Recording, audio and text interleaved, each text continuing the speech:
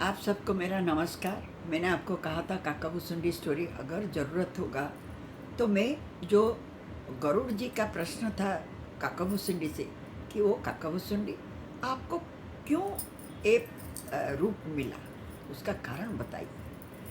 और आप क्यों नहीं दूसरा, आप तो इतना महान हो, दूसरा रूप क्यों नहीं लेते हो। तब काका भुसुंडी अपना अतीत को, पास्ट लाइफ को बताए थे। वही मैं अभी बताने जा रही हूँ। चलिए, यू नो काका भुसुंडी गरुड़ जी को बोले कि हे गरुड़ जी, पहला जन्म में मैंने एक अयोध्यापुरी में एक शूद्र जाति में पैदा हुआ था, लेकिन मैं बहुत घमंड था। मुझे ना कोई वैष्णव अच्छा नहीं लगता था।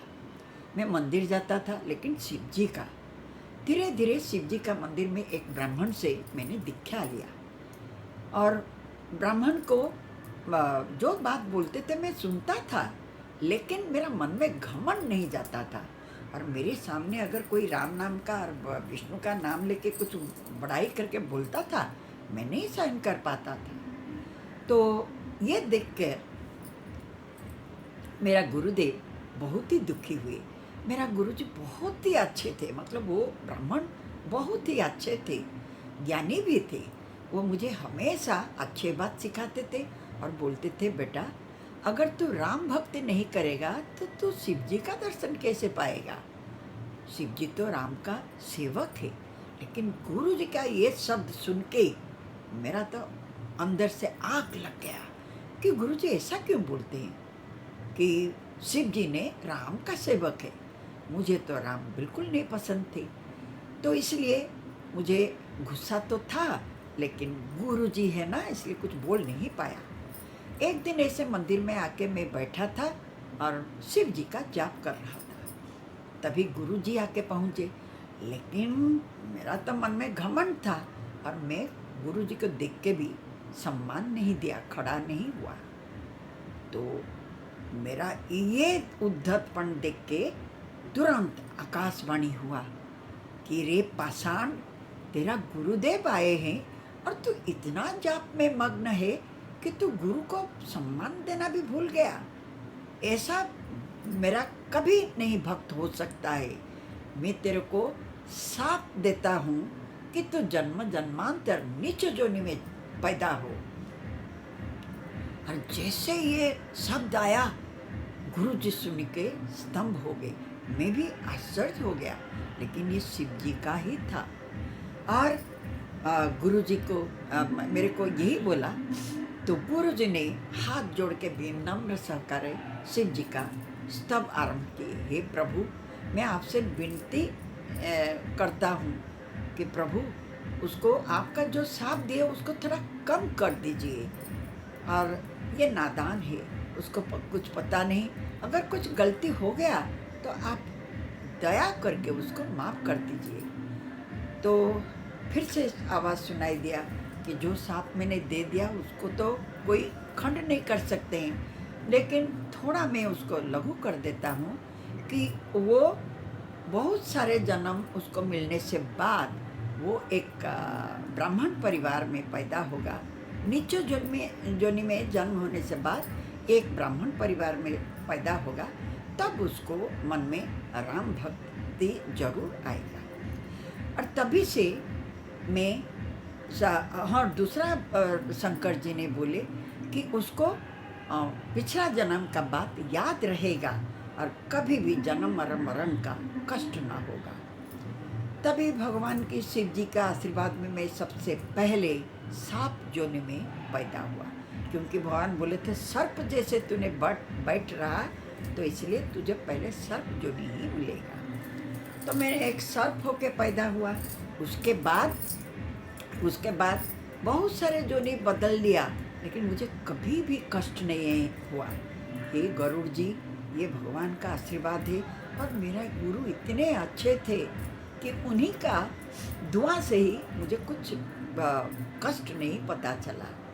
और अंत में मैंने एक ब्राह्मण परिवार में पैदा हुआ, लेकिन उसमें पैदा होने से बाद भी पैदा होने से मुझे तो याद था पिछला जन्म के बाद, और तुरंत मेरा दिल में राम का भक्ति पैदा हुआ।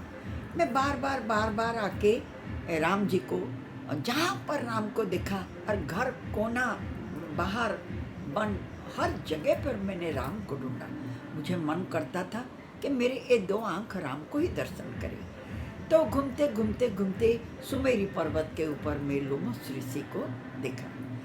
लोमस ऋषि के पास आके मैं उनको प्रणाम किया और बड़ा विनम्र होकर उनको बोला कि हे प्रभु, मुझे राम कथा सुनाइए।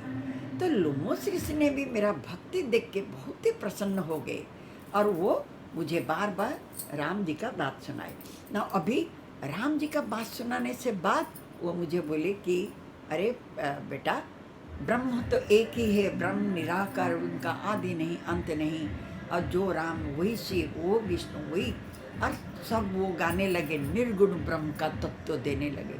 तो मेरा मन तो निर्गुण ब्रह्म में नहीं था, मुझे सगुण ब्रह्म ही चाहिए था। तो मैंने बोला, गुरुदेव, हे प्रभु, हे ऋषि, मुझे सगुण बात बताइए। तो ऋषि ने फिर से सगुण बात बताए, लेकिन फिर सगुण के बाद वो निर्गुण ब्रह्म तत्व बताए। जब ये बताए तो मैं हट करके उनको बोला, प्रभु, मुझे सगुण ब्रह्म चाहिए।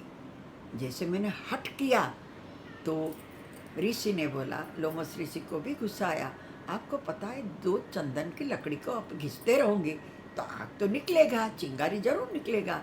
तो उसी प्रकार मैंने उनको गुस्सा दिला दिया। तो उसने गुस्से से बोला, अरे मूर्ख पाषाण, तू तो कौवा के जैसे हट करके बैठा है, तेरा ये शरीर कौवा में बदल जाए।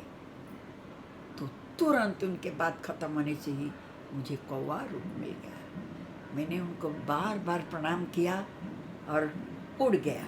लेकिन वो ऋषि इतने दयालु थे, उनका मन में फिर से दया आया कि मैं क्यों इतना गुस्से से उसको साथ दे दिया। बेचारा इतना बड़ा राम भक्त है। फिर से मुझे बुलाए और राम कथा सुनाए। फिर मुझे आशीर्वाद किए कि बेटा, तू ना जुगांतर अमर रहेगा, जहाँ पर मन करेगा वहीं पर उड़ के जा सकता है। तुझे अगर कोई दूसरा शरीर चाहिए तो वो भी मैं तेरे को प्राप्त करवा दूंगा।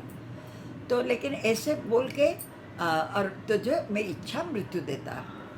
इसके वजह से वो लोमस ऋषि के आशीर्वाद से मैं कहीं पर भी जा सकता हूँ और कई युगों तक मैंने घूम घाम के फिर वही जगह पर आ जाता हूँ और ये सारे पक्षियों को राम कथा सुनाती हूँ। और ये पक्षियों न में बड़ा खुशी खुशी मेरा राम कथा सुनते हैं। और मेरा इसके वजह से आधा शरीर मनुष्य है, आधा शरीर कौवा है। मैं खुद ही मना किया कि हे ऋषि, मुझे वही कौवा शरीर चाहिए, मेरा पंख होना चाहिए ताकि मैं उड़ के जा सकता हूँ। तो इसलिए कि यही शरीर में मुझे राम भक्ति मिला, यही शरीर लेके मैं राम जी का बाल लीला देखा और कितना खुशी मुझे मिला ये बाल लीला देख के। यही शरीर में मैंने 11 बार राम लीला देखा, 16 बार महाभारत देखा। तो मुझे दूसरा रूप क्यों चाहिए? इसी में ही तो भगवान के आशीर्वाद है, इसी में ही मुझे शांति मिलता है। और ना लोभ, ना मोह, ना माया ये जगह को छू भी नहीं सकता है। तो अब बताइए गरुड़ जी, मुझे क्या चाहिए? तो गरुड़ जी ने तो नतमस्तक होके बोला, हे काकभूषणी, आप धन्य हो और आपका जीवन भी धन्य हो। मैं आपसे बार बार नमन करता हूँ और अभी मेरा मोह दूर हो गया। मेरा प्रभु विष्णु ही, राम जी है, कृष्ण है, मैं कभी नहीं शंका करूँगा, मुझे माफ़ कर दीजिए। आपके द्वारा दिए गए ज्ञान को मैं कभी नहीं भूलूँगा। चलिए, कहानी तो इतना है तो बहुत ही ज्ञान की बात है अंदर में, उनका बातचीत में। लेकिन ये सारे मैंने नहीं बोल के आपको रोक ठोक स्टोरी ही सुना दिया। अगर कहीं पर गलती हो गया तो प्लीज़ कुछ बुरा ना मानना। Thank you so much. Once again I will meet you with some other story. Thank you. और हाँ, आपको अगर समय है तो मेरा साइट thegolpa.com ज़रूर एक बार विजिट कर लीजिए। Thank you.